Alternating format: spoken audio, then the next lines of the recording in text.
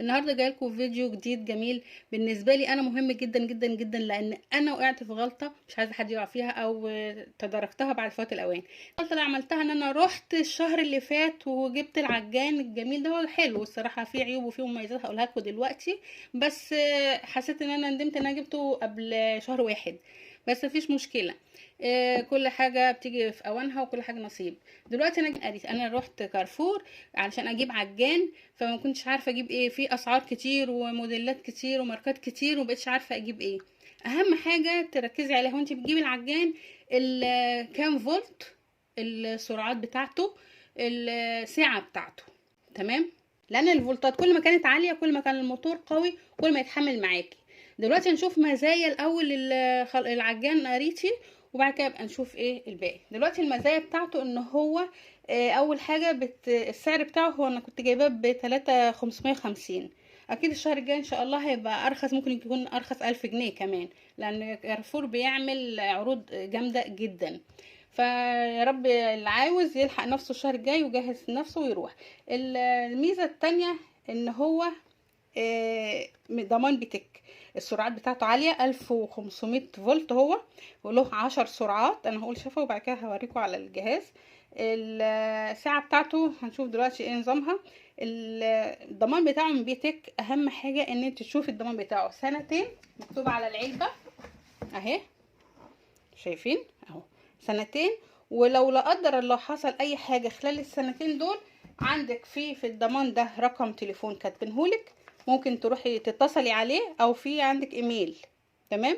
تدخلي على الايميل. لو انت مش عارفه تعملي ده ولا تعملي ده، تروحي البيتك تقولي له انا عاوزه اعرف الضمان بتاع قريتي ده فين، هيقول لك في الحته الفلانيه. تروحي رايحه على المكان بالجهاز، ويا رب ما يحوجك للضمان يا رب. والحاجه التانية بقى نشوف المكونات بتاعته ايه وطريقه تشغيله ازاي. احنا اول حاجه هنحطه في الكهرباء. هو كمان في الكتيب ده بيبقى فيه هنا في اليمين كاتبين ازاي تتعاملي مع الجهاز العجان، وفي طرق كمان يعني عجن وخبز وطرق اكلات. لو انت لسه مش عارفه اصلا، ما عندكيش طرق اكلات تعمليها ومش عارفه تتعاملي مع العجان ده وخايفه، تمسكي بقى الكتيب ده وهتلاقي الكتالوج ده فيه وصفات وطريقه الايه المكونات بتاعتها وكل حاجه. والحاجات دي صيني.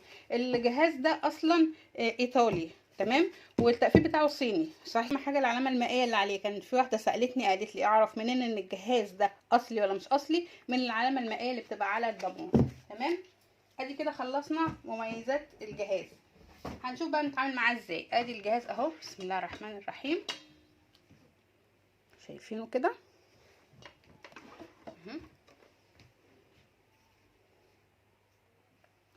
اول حاجه هنشوف لما نيجي نفتح نطلع الحله دي، هننزل بصوا المفتاح ده نزلناه لتحت، راح ده رافع كده على طول. الحله بقى عشان نطلعها من مكانها، في مرسوم عليها قفل. شايفين القفل ده اهو؟ لما تلفي ناحيه القفل يبقى هي كده الحله محكمه. العكس تضغطي لتحت كده وتروحي لفه العكس اهي، ومنتهى السهوله تضغطي وتلفي العكس القفل، هتلاقي نفسك ايه فطلعتي الحله. الحله بقى جواها ايه؟ المكونات بتاعها اهي. مضرب ده مضرب بيض لو بتعملي كميه كبيره من البيض، او ده مضرب الكريم شانتيه لو بتعملي تورتايه عايز تعملي كميه كريم شانتيه كبيره، او اي حاجه بتضربيها في الخلاط ممكن تضربيها في ايه بالمضرب الجميل ده. تمام. وطبعا تحافظي على السلوك دي، ما تحطيش فيه حاجات كتير عشان خاطر ما تلوحش منك وتبوظ. وتغسليه بمنتهى البساطه بالميه العاديه وتنشفيه وتشيليه. طول ما انت بتنضفي حاجتك وتنشفيها كويس تعيش معاكي. ده القطعه التانية بتاعه العجان، اللي هي بتاعه العجين التقيل. تلف اي عجين تقيل، عايز تعملي عيش، عايز تعملي بيتزا، عايز تعملي مخبوزات بالعجان بالقطعه دي. الخبز الخفيف بقى لو ايه بقى تعملي حاجات خفيفه بقى، يعني ممكن تقولي عجين خفيف اللي هو القليل ده تعملي بديه وما تتقليش عليه. والحله اهي. نبدا بقى في العيوب بتاعته. الاول بصوا هنا كده على واحد تلاقيه نور كده، يبقى وصل له الكهرباء. السرعات بتاعته بتبدا بقى من بعد كده. هنشوف بقى العيوب بتاعته ايه. العيوب بتاعته اول حاجه السلك بتاعه تقريبا نص متر او متر الا ربع، ما كملش حتى متر، قصير جدا. يعني لازم وانت بتشتغلي بيه تكوني جنب فيشه اكتر من كده هتحتاجي بقى وصلات وتحتاجي ايه توصيله. تاني حاجة الحلة بتاعته ساعتها 4 لتر وربع تقريبا، ما بتشيلش اكتر من نص كيلو دقيق. يعني انا حاولت اول مرة احط فيها كيلو دقيق، قلت ده كيلو هيحصل ايه يعني، دقيق صافي، دقيق فقط من غير سوائل عليه. العجان كان بيلف بصعوبة وكان عمال ينط مني وسخن، وكنت خايفة يبوظ بصراحة، فقلت مش هكرر التجربة دي تاني. لازم نص كيلو دقيق. يعني انا عامله الفيديو اللي قبل ده بتاع المخبوزات نص كيلو دقيق بس. 4 كوبايات دي اقصى حاجه، لان هو سعته اخرها بالسوائل بكله 800 ملي، يعني يعتبر كيلو الا ربع. فهنحط نص الدقيق وبعد كده نحط لبن، نحط ميه، نحط زبده، المكونات الاضافيه اللي بعد الدقيق دي بكله يبقى كيلو الا ربع تقريبا. فدي الحله، وادي عيوب الحله وعيوب اهو تروحوا لافينه كده اهو. خلاص هو كده ثبت. هنشوف بقى طريقة تركيب الأجزاء بتاعته. بصوا هنا في علامة اهي أو رسمة، البوز ده بيبقى له هنا في مسمار طالع اهو، شايفينه؟ مش المسمار اللي طالع من الجنب ده، نحط الحتة اللي طالعة من هنا دي ناحية المسمار كده اهي، ونضغط على فوق ونروح لفيه. خلاص هو كده ركب تمام. بسم الله الرحمن الرحيم. سمعتوا؟ لازم التكة دي تسمعوها كده، هو يبقى هو تمام من 0 لغاية 10. تمام. العجين خفيف تقيل، اقصى حاجة لغاية 3 او 4 ماكسيموم. يوم ما تزودي لغاية 5 بقى انت يعني ايه بتجازفي بالجهاز، عشان كده عمره ممكن مبقاش يبقى قصير معاكي. عايزة تحافظي عليه مدة طويلة تلتزمي بالتعليمات دي، ما تقليش عليه العجين، وفي نفس الوقت ما تزوديش عن 3 4 وانت بتعجني. بسم الله الرحمن الرحيم. نلف اول واحدة، صوته عالي، او هي بقى العجانات صوتها كده، بس انا لما بشغله بحس بهوسه.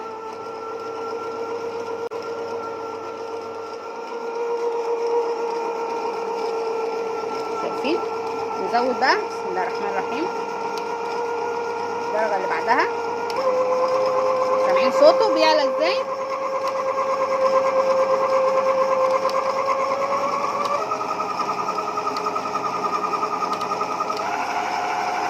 دي 4، ما تزوديش عن 4. خلاص على كده نطفي بالراحه، تكه تكه كده، ما تطلعيش بيه مره واحده ولا تنزلي بيه مره واحده، تكه تكه كده، عشان دي سنون، ما تلاقيش حاجه نعمت منك وبوظتي الدنيا. بقى نرفع الحله عشان نرفع الدراع علشان خاطر نطلع السلاح. ننزل برضو على تحت، شايفين اهي. بسم الله الرحمن الرحيم اهو. وبرضو نتك على فوق كده ونلف عكس ما لفينا، نروح مطلعينها بمنتهى البساطه. نيجي على القطعه بتاعه البيض او الكريم شانتيه، نفس النظام اهي برضو. الجنب اهو اللي له جنب كده بوزه، هنحطه ناحيه المسمار اهو، شايفين اهو كده، وندوس لفوق ونلف. خلاص بنفس الطريقه كده، وننزل عليه لغايه نسمع التك. بسم الله الرحمن الرحيم. سمعنا؟ ونبدا بقى ايه القطعه دي او السلاح ده بتاع البيض او كريم شانتيه، ممكن تلفي بيه لغايه 10. ده غير التانيين، ده بس تلفي بيه لغايه 10 مفيش مشكله. كده نورنا، يبقى كده الكهرباء واصله له اهو زي ما ورينا. بعد كده بسم الله الرحمن الرحيم.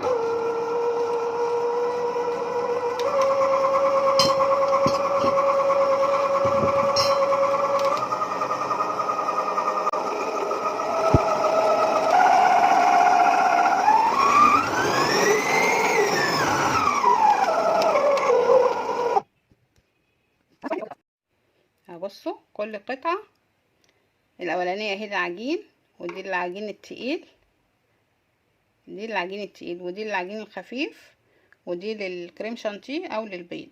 تمام؟ شايفين؟ وادي المفتاح بتاعه مرسوم عليه اهو، والدراع بتاع المفتاح بتاع الدراع اللي هو ده. تمام؟ وهي الارقام باينه اهي، شايفين؟ هنشوف مع بعض الجهاز الموديل بتاعه موديل كام. شايفين مكتوب عليه موديل 1596، علشان خاطر لو انتوا عاوزين تجيبوا نفس الموديل اللي انتوا شفتوه في الفيديو، هو ده، والضمان بتاعه 2 سنين، والضمان بتاعه في بيتك. تمام. وادي الفولت بتاعه، بصوا السرعات بتاعته 1500 واط و10 سرعات، والعجان ساعته 4200. تمام، يعني 4 وربع تقريبا. الرقم اللي هنتصل عليه او الايميل تحت، او بريد الكتروني موجود تحت منه اهو. دي البيانات بتاعه الضمان.